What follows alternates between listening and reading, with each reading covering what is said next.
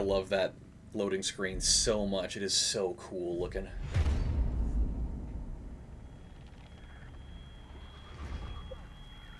Hey everybody, what's going on? Your host AMF1534 here. Welcome to my brand new Let's Play series, Let's Play SOMA, brought to us by the wonderful people at Frictional Games. They are the same ones that brought us the Penumbra series and the legend itself, Amnesia: The Dark Descent, regarded by many, including myself, to be the single scariest game of all time. I remember the first time I played it, man. It gave me such a genuine feel of discomfort that I've never experienced before while playing a video game. So if SOMA can give me anything like that at all, then I'm in for a real treat, man. This game actually was just released today on PC and PS4, and I remember back when I saw the trailer for it a number of months ago that I knew right away that I had to get my hands on it when it came out. It gave me that same exact kind of discomforting feel that the original Amnesia did when I played it. So that's how I knew it was gonna be a good one. I actually haven't played a survival horror game like this in quite a while, which is something that I used to do quite a lot on this channel. It was a very regular thing for me. So I can tell you that my excitement is boiling over like crazy right now. This is going to be so much fun. It's almost October, so it's time for horror everything, and what a better way to kick it off than with something like this. So in classic fashion, the way that I do all survival horror games on this channel is we're going to do it in a total blind run fashion. This is going to be, well, it's going to be about a 99.9% blind run. I played it for just a couple of minutes last night, just so that I could get a feel of what the controls are like on a gamepad.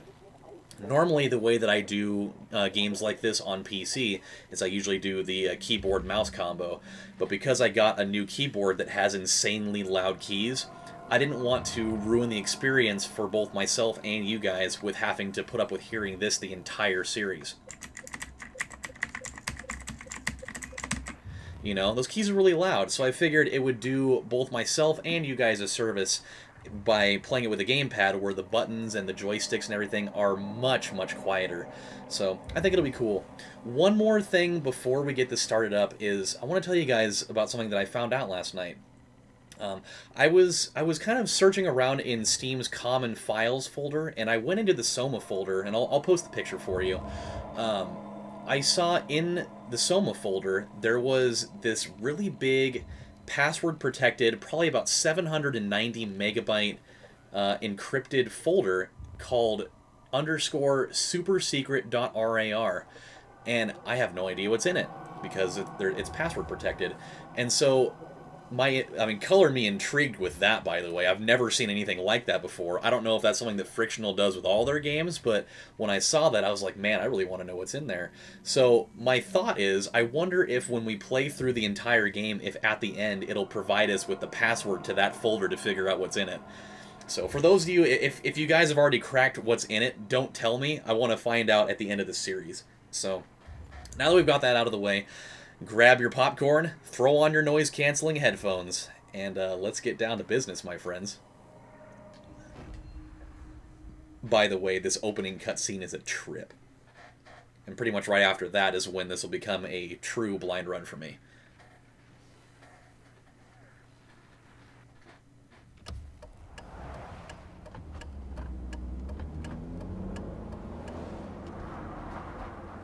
Are you okay, Simon? I think you're bleeding. Oh, that's nothing. It's just my brain can't stop bleeding from the accident. Here, take this. No, that's for later, for the scan. It's green. Ashley, I need to tell you something. Simon, please don't make this weird. No, it's not like that. Why now? Who's David Munchie? Why is there never enough time? For what?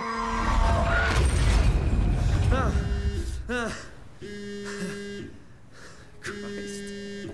Quite the dream sequence, though, you know? I mean, you should probably never be operating a car if you're bleeding from your brain. Yeah, I'm up. Hi, Simon Jarrett? Yeah, that's me. My name is David Munchie. We spoke earlier. The brain scan. I remember. Are you all right? Yeah, just a bad dream. Are we still on for today? Yeah, that's why I'm calling. I wanted to remind you to drink the tracer fluid I sent you. It'll help me capture a better image of the damages. Don't worry, I got it somewhere. Okay, great. Well, I'll see you in a couple of hours then. Okay, see you soon. You know, it just occurred to me, when he was talking to Ashley in that dream sequence, he was talking to her like... Now, he said, like, after the accident, so he was talking to her like he had already been in the accident, and he was, like, trying to warn her of something. That was interesting. Okay, now this is where this hits total blind run status, when pretty much I got out of bed, and I just started, like, kind of moving everything around and trying all the buttons to make sure everything works. So this is now where we hit full blind run mode. So we gotta find that bottle of tracer fluid. I don't need these shades right now. If I were a bottle of tracer fluid, where would I hide? What's this? Hooked by Robin McConnell. Mark and Diana Miller has finally caught a break. They've managed to save up enough money to take the family on that vacation to Hawaii they've been talking about for so long. But as the sun sets over Waikiki Beach that first day, Mark and Diana's paradise turns into a nightmare as swimmers are caught in thousands of thin strings stretching from somewhere below the waves. Slowly, swimmers are pulled screaming into the dark water. Desperate to get out of harm's way, their 7-year-old son Charlie is caught by the vicious tendrils. Suspenseful, mystical, and absolutely terrifying, Hooked will pull you in. That actually sounds like a really good book. I could totally be down with that. Okay, if I were a bottle of radioactive tracer fluid, where are you? I would totally hide in a bathroom. That seems like in a medicine cabinet or something. Let's try that. Okay. Obviously he's not a normal guy because it's not in there. Where else? Oh, kitchen. Of course, duh. Like the refrigerator. Usually something like that I think would be kept best refrigerated. Nothing but fast food. Should buy something healthier on my way home. Man, it's not that bad. What the hell is that? The paste? I don't know what that is. I'm not sure I want to know. I mean, it could be like miso paste or something, but in a giant box like that, I don't think I've ever seen that before. Okay, well, let's try all the cupboards then. Nothing there. Nothing there. Nothing. How about up here? Anything up here? No? Okay, well, we're kind of running out of places to look then. How about in the drawer? Let's check this out while we're doing it. Hey Simon, it's Jesse. You working this weekend or what? I knew there was something you were doing. Was it this weekend or next? Anywho, just shoot me a mail or something. Love you, miss you, mean it. Who says that? I've never heard anybody ever say that that guy before. Has the memory of a goldfish. What's I even this? sent That an thing was email to glowing. remind him, didn't I? Mapping Minds, Albert Isaacson. Widely praised as one of the most comprehensive yet accessible texts about the anatomy of the human brain, its function, and our perception of consciousness. Find out how your brain is dependent on its body, why the brain is simply not a computer, and a multitude of other interesting facts that will make your head spin. This edition also includes 2 new chapters about the development of the brain and how it affects our behavior in different stages of our lives. Huh. Sounds like an interesting book. What's over here? Oh, that was another glowing thing. What's this all about? I can't really make out any of what that says. It's kind of chicken scratch-like. Get well soon, love, Mom. Okay, what do we got here? There it is. Ah, here we go. Cool. I mean, that was like literally the last place we could look, so I mean, better late than never.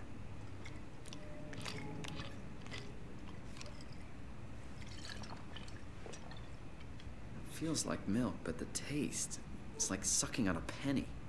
Gross. A milky penny. That's never good. What do we got here? Oh, that's got Simon Jarrett's name in it. Hold on a second. Downtown accident kills young woman. Toronto. Yesterday, a driver distracted by her children ran a red light, causing her to blindside a car in the intersection of Bloor Street and Spadina Road. The mother and her children, traveling in a robust SUV, were left bruised but largely unharmed. The other party was less lucky. As the car crashed into the passenger side, Ashley Hall, oh, that's Ashley from the dream, hold on a minute, 23, sustained devastating damages and suffocated from blood trapped in her lungs before the ambulance arrived. Oh no. Her friend and driver, Simon Jarrett, 26, survived, but with complicated results believed to leave him with permanent brain damage. Oh my god. So did she ended up dying. Oh my, so that was a flashback. Oh no. Wow, that is really, really depressing. What a horrible thing to have recurring dreams about, because I would imagine that's probably happened more than once. Oh, it's from the neuro guy, okay. Thank you again for participating in our research. The scan will be performed at the Pace Laboratories in Toronto, but since we are guests, our access is a bit unpredictable. I will try to schedule a scan session for Saturday. I'll get back to you when confirmed. We got this. Dear Mr. Jarrett, I'm happy to hear your headaches have become less frequent. Your latest tests show your brain is slowly recovering, but it's still too early to tell how well it will adjust to the damage. The bleeding will continue over the coming months, at least, and you will need to come to the hospital a few times to drain the cavity to prevent the blood from building up pressure. Since excess stress could be fatal, I have written you a prescription for prazosin to help you with your nightmares. Please read the instructions and medicate accordingly. Try to get a lot of rest, and I will see you next week. Hey Jesse, since you probably forgot, here's me reminding you that I've... Send. Oh, he didn't? Okay. We'll send it real quick. Better late than never. This means you need to make sure you're actually on time to open up the store, and please unpack the boxes behind the counter. They're starting to become a workplace hazard. Also, books tend to sell much better if they're put on shelves where people are actually able to see them. Okay, that guy's kind of a dick. Well, with all that said, I think we've probably examined everything that we need to. So we could probably leave. Wait, what's this? To Simon Jarrett from... I can't really understand what that says. And keys. And let's go. I've never understood why people do the whole bowl of keys by the front door thing. I've just never done it before. I keep everything on a lanyard, so that probably explains enough. Nothing works right. Conservative my ass. So I'm guessing that's probably where we're headed then. Is that me? It is me. Jesse. Oh, that was the guy. Was that the guy we sent the mail to? Jesse. Hey, Simon. I got your email. Just wanted to wish you good luck and let you know I got you covered. Thanks. I should be able to come to the store after the scan. Don't sweat it. I got Matt and Chris help me out. Maddie from SNL? Guess you didn't hear? He's coming in full time, working the comics section. That's Ashley's job. Yeah, well, you know. Forget it. Not doing her any favors by leaving an empty spot. Not like she's coming back. Well, good luck. Hope they find a way to reverse the whole, you know, dying thing. Dying thing? You're the worst support ever. What should I say? I'll see you later, Jesse. Don't burn the place down while I'm gone. Over and out, buddy. Interesting. So, hold on a minute. I wonder if the dialogue would have been different had I not sent that email. Oh, how interesting. So this game, I'm guessing, can have maybe multiple endings just based off of the things that you do during the game. Wow. I like that. I really like this brain thing down here, too, on the loading screen. Uh-oh. That can't be good. Hello? Dr. Munchie? Oh, I don't like this at all. For a guy that's supposed to be, you know, doing a scan on our brain, being in a place that's totally vacated like this does not make me feel good about it. This place would be busy. Yeah, my thoughts exactly, and I really don't like that clown over there. I mean, clowns don't scare me, but it's certainly not comfortable at all. Oh, keypad? Oh, no. This is the place, right? It must be. Wait a minute. So how do we have his caller ID now? When he called us earlier, it said unknown. Let's just call Machi real quick. Great. Got his phone turned off. That's okay. I can figure this out. Okay, so we don't have the code for that, so it's got to be around here somewhere. What do we have here? Paul, where are you? We've got a few hours. I got a hold of Simon Jarrett. Let's do this. I saw your laptop in the reception. Are you already here? Call me ASAP. Hi, Paul. Talk to Pace about using the lab this week. I've managed to book the scanner for tomorrow morning, and again on Friday. It's not a lot, but they said we could use the empty reception area as a kind of office. It would allow us to use their computers to run models, and also if a time slot opens up, we can get in there and use the scanner rig right away. I thought we could run some tests tomorrow. We could do a scan of each other to learn the equipment. It's supposed to be pretty easy. On Friday, I'm hoping Dr. Erin Peake will send somebody over. She has a patient that was recently in a car crash. Should be interesting. Oh, that's probably us, because Aaron Peak is totally our doctor. Interesting. I found some extra time in the lab today. Unfortunately, nobody told us about the code change, so I called security, talked to Professor Wei to have him vouch for our project, and finally got a hold of some honcho over at Pace's legal department that could re-grant us permission to use the lab. I'm not allowed to repeat the code in mails or texts, but I'll leave a note or something in case we forget. Oh, good. So that means it is around here somewhere. The question is where? Probably one of these drawers, I would assume. Aha. Oh, there it is right down there. 2501. That looks like the one. Or at least, more than likely. Can't imagine there's anything else in any of these other drawers. Trial and error. Put your scalpel away. The brain can heal itself. It's about getting the brain to do the right thing. I mean, that's always a good sign. As long as your brain's not doing the wrong thing. Okay, you know what? Enough of that. Let's... Okay, I'm not holding it anymore. Seriously. Okay, 2501. I didn't like that noise. Alright, here we go. Press and hold this to... Okay. At least running's easy enough. That one's not open. I guess we should probably go into the one door that's open in this place. Okay. This is interesting. What do we have here? So, somebody's doing a calculated scan right now. Is there a light for this room? There we go.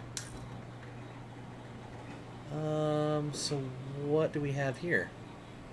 You can rotate using that. Okay. Alright. Boy, this is a lot of equipment. This is wild. Okay, guys. Well, I think that this is going to be a nice place to stop for now. So, when we come back on the next episode of Let's Play Soma, we're going to explore this place a little bit. It seems like there's nobody here, which I find fairly concerning.